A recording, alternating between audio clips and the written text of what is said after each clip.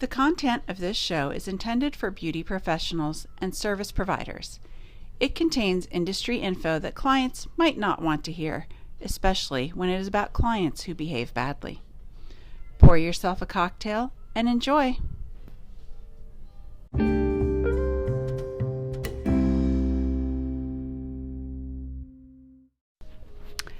Hello, and thank you for joining me on today's episode of Salon Owner Podcast. It's mid-May 2022. We've just finished Mother's Day and prom and graduation, and high school graduations are coming up. I hope you all are doing well and business is booming and that you're getting paid what you're worth. I bring that up because today we're going to talk a little bit about that. We're going to continue to talk about salon drama. This is part 2. Why are we continuing? Because I just came across some videos on YouTube, of course, of some nail salon drama. And you've seen the videos. If you Google salon drama, or if you go on YouTube and look up videos of salon drama, it's a lot of nail salons.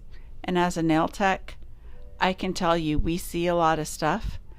But it is clients who don't want to pay. Clients who are physically fighting.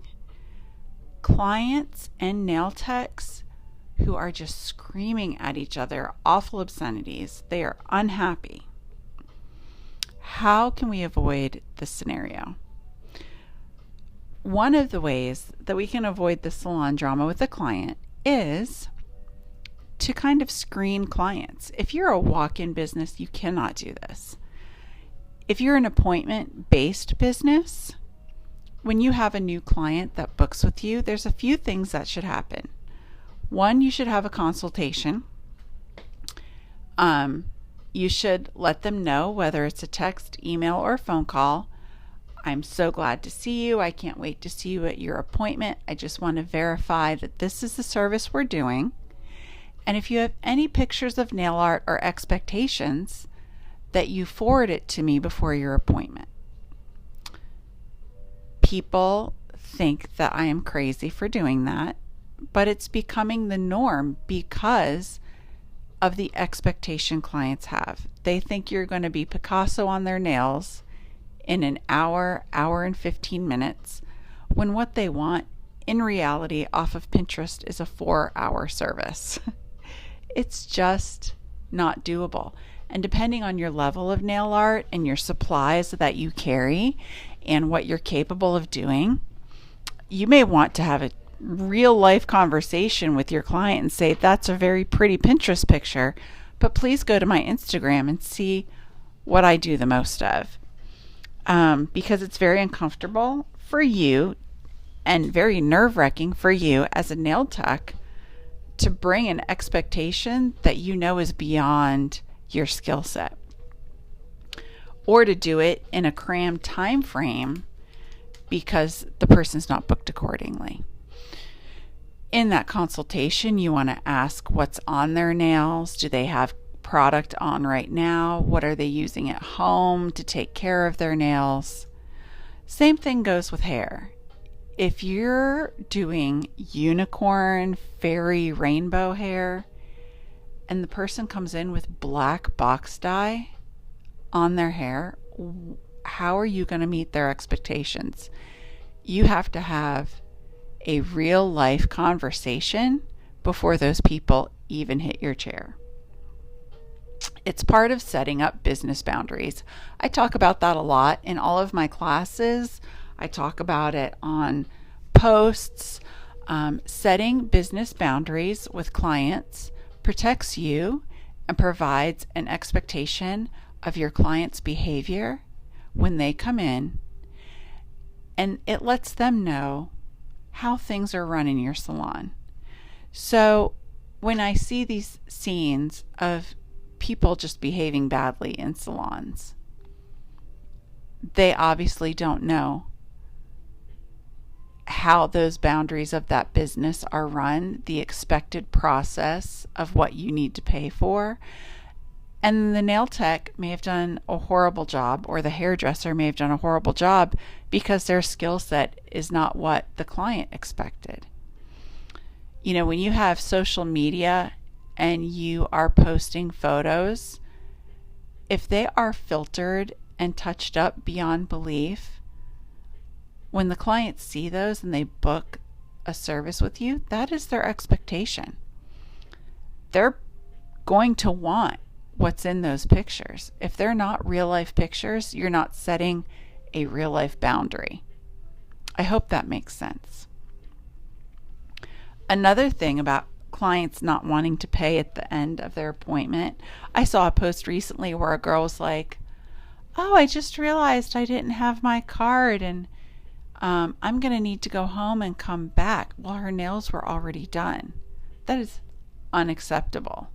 I remember back in the day when people would bring in their pre-made checks because they thought it was going to be the same amount every time. Or, "Can you hold this check until Friday when I get paid? Meanwhile, it's Tuesday and you need to get paid." Unacceptable. You have to set those boundaries with clients that payment is expected before they leave. One of the reasons to set that boundary is to take a deposit.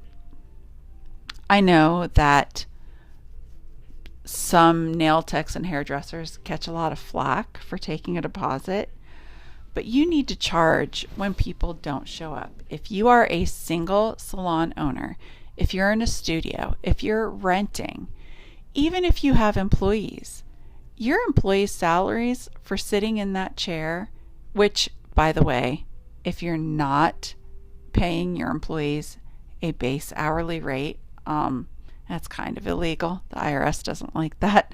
You need to talk to your accountant. Everyone in the salon should be making minimum wage, period. And we know minimum wage is not a livable wage, but everyone is worth, the time is worth money. You need to know what your time is worth. And so by putting a deposit in place, it guarantees that you are paid partially for that appointment. It guarantees that they know they're expected to show up if they want that deposit to go towards service. Now, whether you make that deposit non-refundable or refundable is up to you. I do a non-refundable deposit. If you're making an appointment with me, you better make an appointment when you can show up. I'll gladly transfer it if you need to reschedule. I'm happy to do that. But don't reschedule an hour before your appointment, because then you need to make me another deposit. Why is that? Because I'm going to sit here for an hour. I need to be paid. When you're setting those boundaries, you need to know what your time is worth. This comes in to knowing your expenses. It comes into knowing how much does an hour of your time cost to sit at the table and not do a service, but still give yourself a paycheck.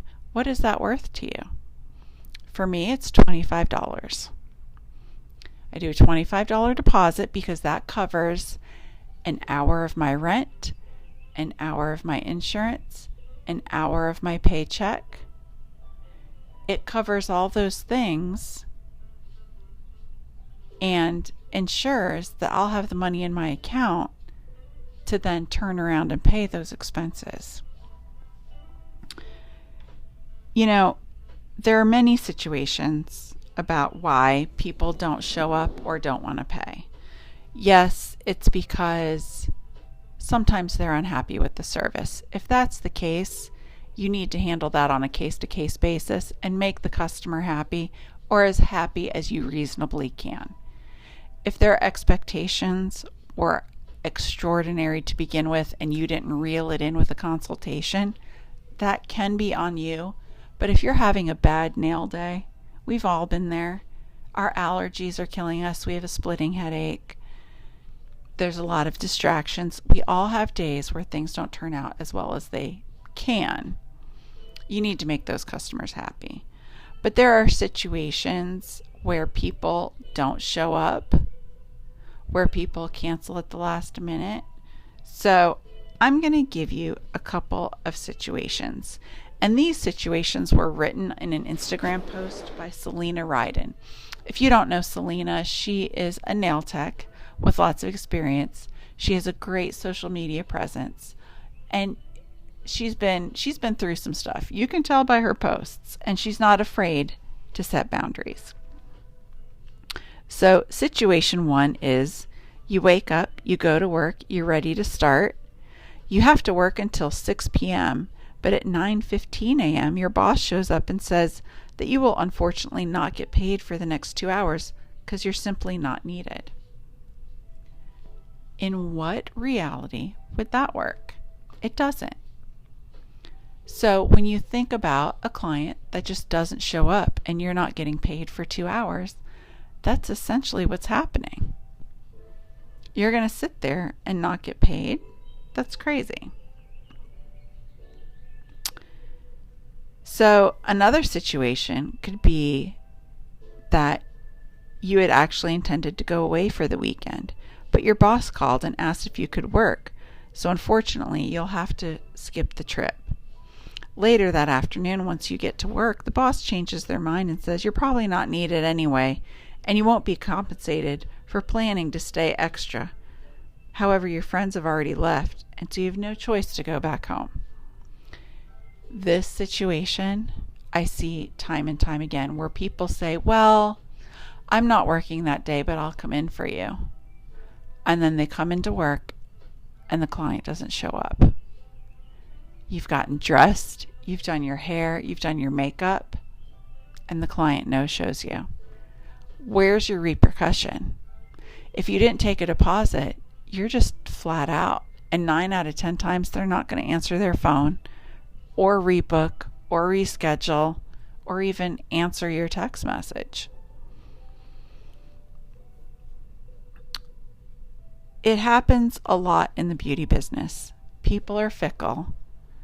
And it happens both ways. It happens where sometimes hairstylists and nail techs don't show up to work.